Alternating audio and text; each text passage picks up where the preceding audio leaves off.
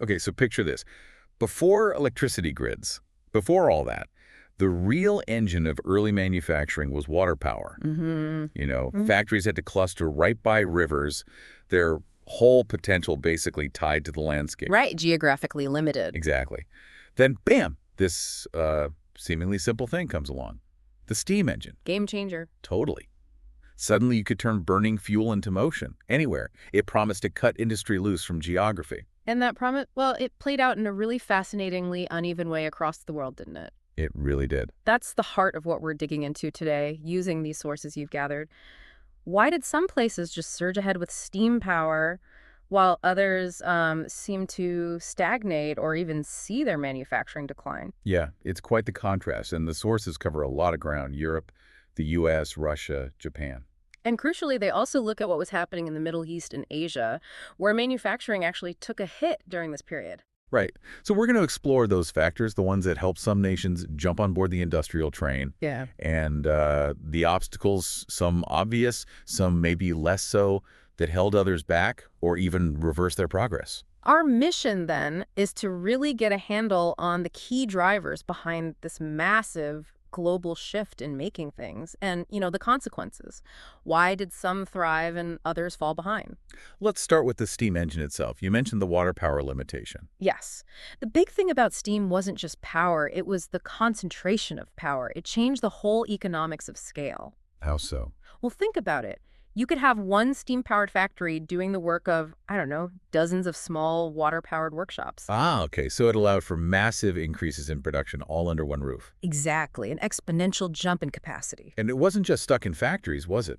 I mean, putting steam engines on ships, that must have blown things wide open for trade. Oh, absolutely. Revolutionized transport. Distances effectively shrank, and you started to see a much more tightly knit global economy emerging.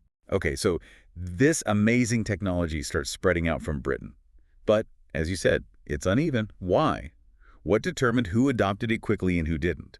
The sources mention Britain's head start. Right. And those factors that gave Britain the edge, things like navigable rivers for easy transport, lots of accessible coal, plus, as some sources point out, government policies that kind of encouraged innovation. Yeah. Those same sorts of factors, or the lack of them, really shaped how quickly other countries industrialized. Okay, so if you had the coal, the waterways, maybe the right political climate, you were set up better.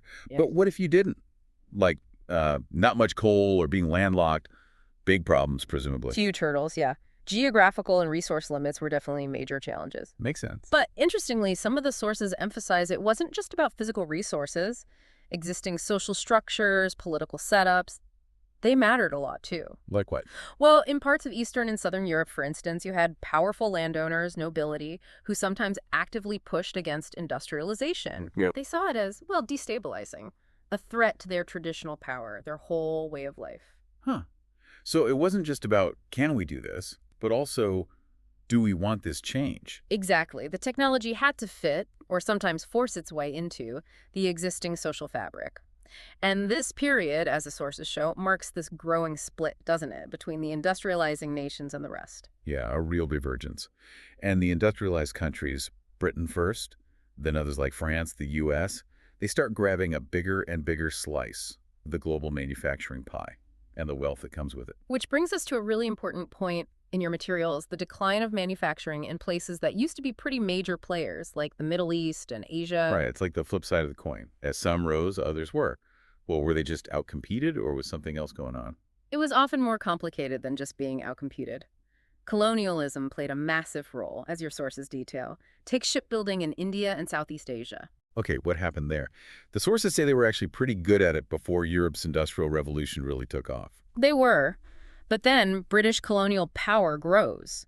And suddenly, shipbuilding in those regions gets redirected, controlled, focused on building ships for the Royal Navy for British interests. Ah, so local industries were kind of stifled, not allowed to develop on their own terms. Pretty much. Resources, skilled labor, it all got channeled towards British needs, effectively smothering the indigenous industries. It wasn't a natural market shift, it was imposed. And there's a similar story with Indian iron, right? I read they had this amazing steel, wood steel. That's right, a long, distinguished history. But the British authorities got nervous. Nervous. About what? Weapons, partly, but also, maybe, about India becoming too industrially self-sufficient. So they put restrictions on local iron production, And then what? and then cheaper British iron floods the market, and those Indian ironworks, which had been around for ages, Uh, they just couldn't compete. They collapsed. yeah. And we see a very similar pattern with textiles. India and Egypt were world famous for their quality fabrics, Right. but then come the British factories, turning out huge amounts of textiles, much, much cheaper. And local producers just couldn't match the price. Exactly. Their market share, even in their own countries, just evaporated. So the big takeaway here from these sources is that the rise of industrial nations wasn't just happening in a vacuum. It was directly linked, often through colonial power, to the decline of older manufacturing centers elsewhere. A real, sometimes forceful, rebalancing of global production. Absolutely. Now, let's shift focus a bit and look at some of the nations that did manage to industrialize, though maybe in different ways or at different speeds. France, for instance, the sources suggest their big push started a bit later, after Napoleon, around 1815. Yeah, that seems to be the timeline. And it sounds like it was a more gradual process than in Britain. Less explosive, maybe? That's generally the picture, yes. Hmm. A key reason seems to be they just didn't have quite the same vast, easily accessible coal and iron reserves as Britain. Right. But Napoleon did try to help things along earlier, didn't he? With infrastructure, like that Quentin Canal connecting Paris to the northern coal fields. He did, a recognition even then of the importance of transport. And later, in the 1830s and onwards, the French government stepped in more directly, sponsoring railroad construction, for example. And textile factories started popping up. Cotton, but also silk came back. Yes, both cotton and a revival of their traditional high-quality silk industry. So it was growth, definitely, but perhaps, as you say, more measured, maybe less socially disruptive than Britain's incredibly rapid shift. Which, one source hints, might be why France avoided some of the really intense social upheaval Britain experienced early on. Interesting connection. It is.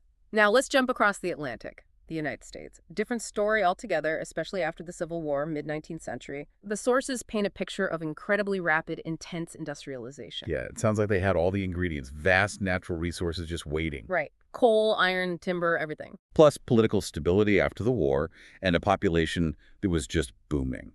Partly natural growth, partly huge waves of immigration. Creating this enormous internal market. Lots of people wanting and eventually able to buy manufactured goods. And the outcome, according to the sources, was pretty significant economic growth and generally a higher standard of living for American workers compared to Europe at the time. That seems to be the case, yes, though obviously conditions varied hugely. But overall prosperity increased significantly. Okay, then there's Russia, a completely different model again, it seems.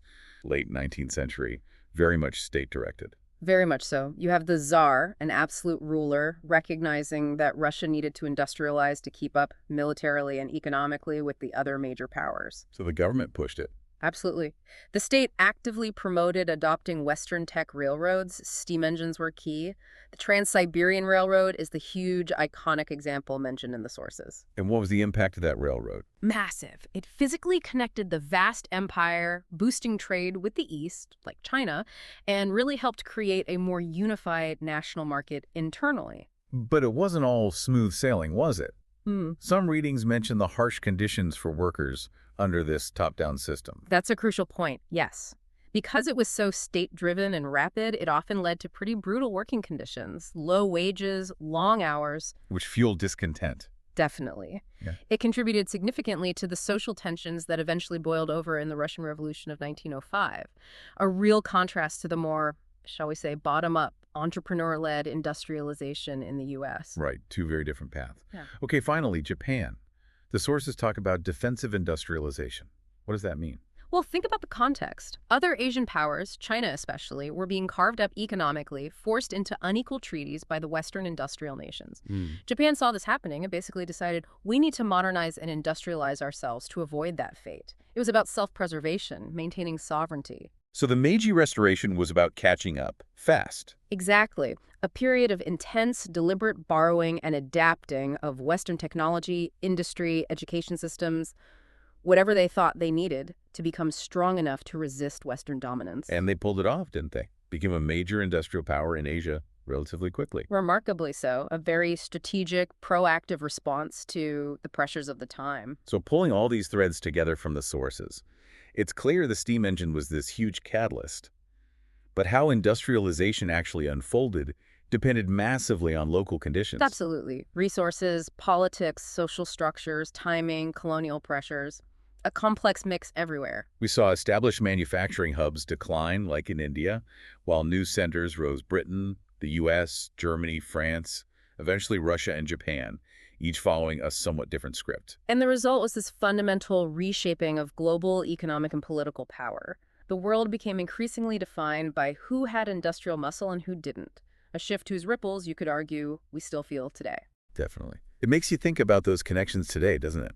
Between technology, how societies are organized, and global power dynamics. It does. Considering these wildly different national experiences we've discussed, Britain's lead, the U.S. boom, Russia's state control, Japan's defense, India's decline, what lessons, if any, can we draw that still resonate about how technological change interacts with society and power on a global scale, even now? That's the big question, isn't it? How do those historical patterns echo or maybe differ in today's global economic shifts?